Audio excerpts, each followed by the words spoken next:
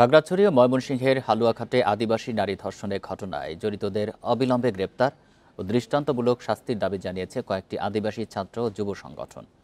বুধবার বিকেলে শাহবাগে জাতীয় জাদুঘরের সামনে বিক্ষোভ সমাবেশে এই দাবি জানানো হয়। এ সময় বক্তারা বলেন, হালুয়াঘাটের ঘটনায় অভিযুক্তদের একজনকে গ্রেপ্তার করা হলেও মূল আসামি বাশার এখনও পলাতক। জানান, এই ধরনের ন্যাক্কারজনক ঘটনা কেবল একটি পরিবারের জন্য নয়, এটি সমগ্র আদিবাসী জনগোষ্ঠীর ওপর রাষ্ট্রীয় অবহেলা ও বিচারহীনতার সংস্কৃতির স্পষ্ট প্রমাণ। সরকার নারী ও শিশুদের নিরাপত্তা দিতে ব্যর্থ উল্লেখ করে তারা আরও বলেন, ধর্ষণের শিকার নারী ও পরিবারের ন্যায় বিচার পেতে সকল আলামত সংগ্রহ এবং নিরপেক্ষ তদন্তে প্রশাসনকে দায়িত্বশীল ভূমিকা পালন করতে হবে। ভুক্তভোগীদের নিরাপত্তা, চিকিৎসা, পুনর্বাসনে দ্রুত পদক্ষেপ নেওয়ার দাবিও জানান তারা। অন্যথায় কঠোর আন্দোলনের হুঁশিয়ারিও দেওয়া হয়।